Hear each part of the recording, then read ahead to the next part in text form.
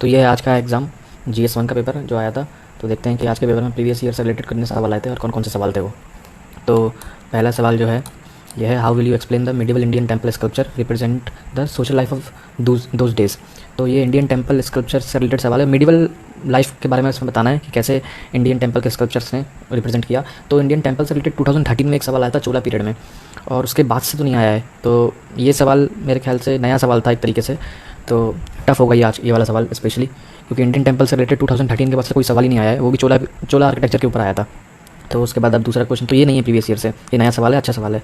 और second question है ये, why did the armies of the British Indian company mostly comprising of Indian soldier win consistently against the more numerous and better. हाँ, ये भी सवाल देखा प्रीवियस ईयर में।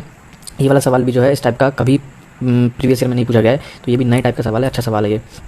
उसके बाद है ये तीसरा सवाल, ये फेमाइन से रिलेटेड सवाल है, और इस टाइप का सवाल भी प्रीवियस ईयर में मॉडर्न हिस्ट्री में नहीं पूछा गया है, तो ये भी एक तरीके से नया सवाल था। हाँ, 19th सेंचुरी और 18th सेंचुरी की इंडियन लाइफ के बारे में पूछा गया कि कैसे वहाँ मतलब 19th सेंचुरी में क्या हालत थी इंडिया की, इकोनॉमिक पोजीशन क्या थी। तो उसमें फेमाइन के बारे में अपन पढ़ते हैं, लेकिन स्पेशली सिर्फ और सिर्फ फेमाइन से फोकस कभी नहीं पूछा गया है, तो ये भी तीसरा क्वेश्चन भी नया था। चौथा क्वेश्चन आता है, ये प्राइमरी रॉक्स के ऊपर है, एनसीईआरटी का सवाल है, इग्नियस रॉक्स है ये बेसिकली।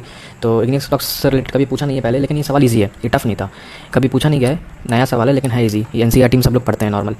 उसके बाद है फिफ्थ क्वेश्चन में है, साइक्लोन प्रोन एरियाज़ में जो IMD है कलर कोडेड वेदर वार्निंग देते हैं। हाँ, तो इसका मतलब क्या है, तो ये भी नया सवाल है। इसके बारे में कलर कोडेड वेदर वार्निंग के बारे में तो मेरे ख्याल से कभी नहीं पूछा गया देखा मैंने पिछले 9-10 साल में।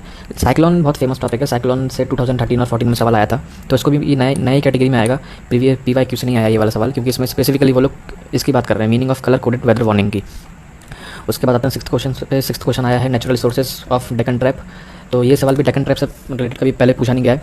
नेचुरल रिसोर्सेज की बात करें तो मिनरल ऑयल के बारे में पिछले साल ही सवाल आया था, पेट्रोलियम रिफाइनरीज के बारे में आ चुका है, तो ये सवाल भी नया है। ये डेक्कन ट्रैप के रिसोर्सेज के बारे में पूछा है, PYQ से नहीं आया है ये, लेकिन सिंपल है क्वेश्चन, क्योंकि अपन प्रीलिम्स की तैयारी भी करते हैं तो उसमें भी अपन रिसोर्सेज के बारे में पढ़ते हैं डेक्कन ट्रैप में, और बेसिक आइडिया होता है इसमें, तो आसान सवाल था।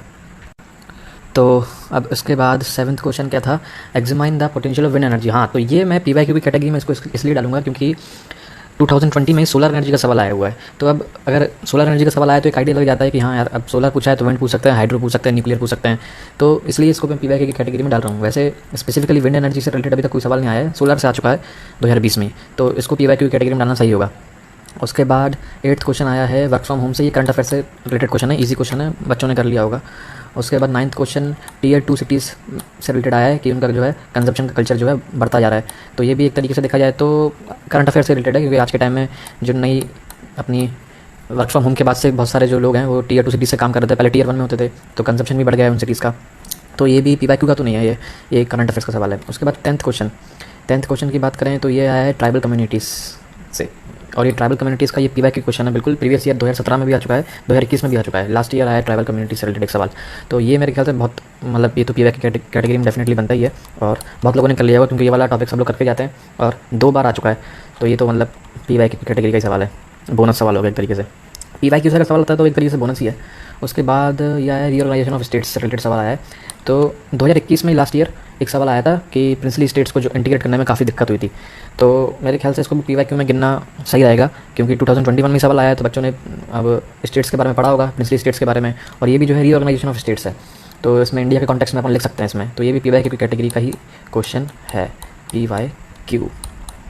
उसके बाद 12th क्वेश्चन अगर देखा जाए, 12th क्वेश्चन गुप्ता पीरियड और चोला पीरियड से रिलेटेड है, बिल्कुल PYQ का क्वेश्चन है। गुप्ता पीरियड का 2017 में पूछ चुके हैं, और चोला पीरियड भी चोला आर्किटेक्चर के बारे में 2013 में पूछ चुके हैं, और गुप्ता का 2017 के बारे में, तो वापस पूछ लिया, ये भी PYQ क्वेश्चन है 12th। उसके बाद 13th क्वेश्चन जो है वो है, lion and bull figures Indian mythology में क्या है इसका वो। अच्छा, ये करंट अफेयर का सवाल है, अभी भी नया अशोक का स्तूप भी जो है मोदी जी ने इनॉग्रेट किया था पार्लियामेंट के ऊपर, तो ये करंट का सवाल है। 14th ओशियन करंट, ये तो भाई बहुत फेवरेट सवाल है, प्रीवियस ईयर का ही सवाल है। ये ओशियन करंट से रिलेटेड 2019 में भी पूछा है, 2015 में भी पूछा है, और 2015 से पहले भी पूछा गया है, तो ये PYQ का क्वेश्चन है, PYQ का क्वेश्चन है ये। उसके बाद रबर इंडस्ट्री से रिलेटेड सवाल पूछा है, रबर इंडस्ट्री से रिलेटेड इससे पहले कभी पूछा नहीं गया, आयरन स्टील पूछा गया, पेट्रोलियम से पूछा गया, शुगर मिल से पूछा गया, इससे नहीं पूछा गया, तो ये सवाल एक नया सवाल होगा बच्चों के लिए। 16th क्वेश्चन जो है, significance of straits and isthmus, ये भी नया सवाल है। 17th क्वेश्चन जो है वो अपना है, कौन सा है ये,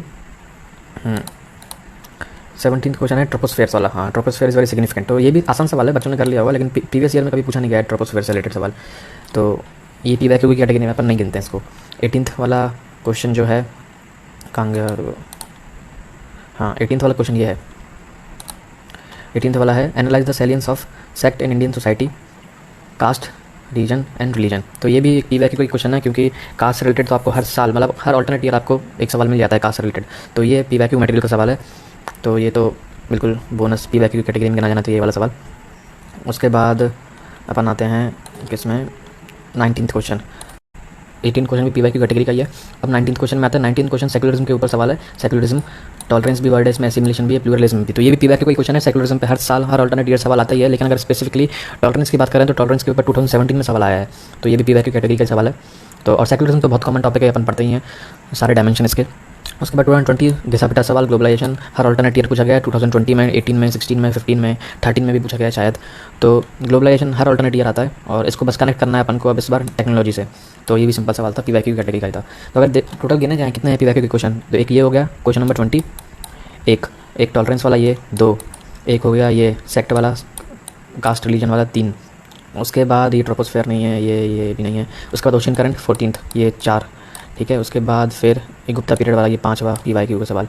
उसके बाद रीऑर्गेनाइजेशन वाला भी लास्ट ईयर ये प्रिंसिपल स्टेट्स का आया था, इसको भी गिनना सही रहेगा। 6th क्वेश्चन ये भी 7th ट्राइबल कम्युनिटीज़ का आता है, 2 बार बताया मैंने, 17 और 21 में आया था। उसके बाद ये नहीं है कंजप्शन वाला, और उसके बाद इवेंट एनर्जी वाला भी स्पेसिफिकली नहीं आया, लेकिन ये एनर्जी से रिलेटेड सवाल है, छोटा टॉपिक है। सोलार का पूछा है तो ये भी एक बच्चे करके जाते हैं, गैस लग जाता है कि इवेंट सोलार का पूछा है तो अगली बार इवेंट का पूछ सकते हैं, न्यूक्लियर का पूछ सकते हैं। तो ये 8वां सवाल पी वाई की कैटेगरी में गिन लेते हैं। तो और कोई नहीं है, और कोई नहीं दिखा। हाँ, तो 20 में से, तो मतलब अगर देखा जाए तो 20 में से 8 क्वेश्चन जो हैं वो पी वाई क्यू, मतलब कि 40% जो है पी वाई क्यू से आया। तो कितना इंपॉर्टेंट है पी वाई क्यू। और इसका 60% जो नॉन पी वाई क्यू है, इसका मतलब ये नहीं है कि वो कठिन है, मतलब उसमें भी बहुत सारे आसान सवाल हैं, लेकिन पी वाई क्यू से जो आ रहे हैं 40%, वो तो मतलब बोनस ही है, कहीं नहीं जा रहा है ये। तो ये था GS1 का पेपर।